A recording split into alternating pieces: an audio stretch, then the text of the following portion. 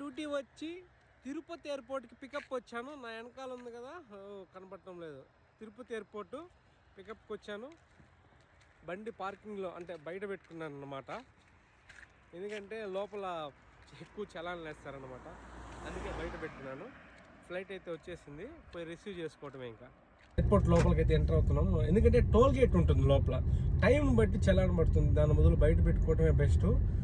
తిరుపతి ఎయిర్పోర్టే కాదు, ఏ ఎయిర్పోర్ట్ అయినా అలాగే ఉంటుంది. లోపల ఎక్కువ టోల్ ఫీజు వసూలు చేస్తారు. అందుకే మేము ఎప్పుడు వచ్చినా బయట పెట్టుకొని తర్వాత లోపలికి వెళ్తాము.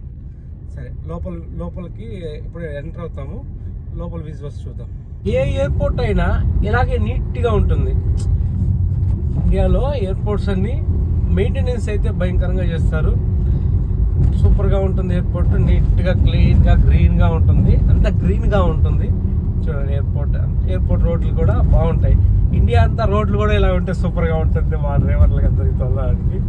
చూస్తారా, మనకి రైట్ సైడ్ ఉంటుంది ఎయిర్పోర్ట్. టర్మినల్ ఇటు పోవాలా, మనకి రైట్ సైడ్ ఎయిర్పోర్ట్. చూస్తారా, Tirupati airport. Welcome to Tirupati airport ఉంటుంది. చూడండి, ఫ్లాగ్ మంచికి తడిచి బాగా ఇదైపోయినట్టుంది. దగ్గరికి వెళ్ళినాక చూపిస్తాను కదా. టోల్ ఫ్రీ వసూలు చేస్తారని అక్కడే ఎవరో ఒక ఆఫీసర్ కూడా ఉన్నాడు.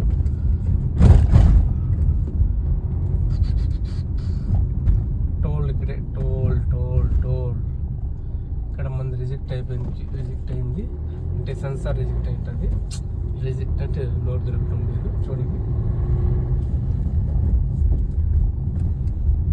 గోవిందా గోవిందా. చూసారా, ఎంట్రన్స్లో కానీ ఎగ్జిట్లో కానీ ఇలా ఉంటుందన్నమాట. గోవింద మనల్ని వెల్కమ్ చేస్తారు.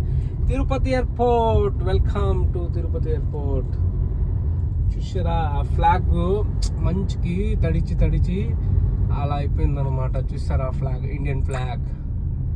ఇదే మన తిరుపతి ఎయిర్పోర్ట్. ఇప్పుడు వస్తారు మా వాళ్ళని పికప్ చేసుకోవాలా. ఆ లోపల నేను పార్కింగ్లో పెట్టుకుంటాను. పార్కింగ్ వచ్చి సింపుల్గా ఉంటుంది, ఎయిర్పోర్ట్కి ఆపోజిట్లోనే ఉంటుంది. తిరుపతిలో ఇబ్బంది అయితే ఏం పడవలేదు. ఇదే పార్కింగ్ ఇదంతా. Okay friends, please like and share and subscribe.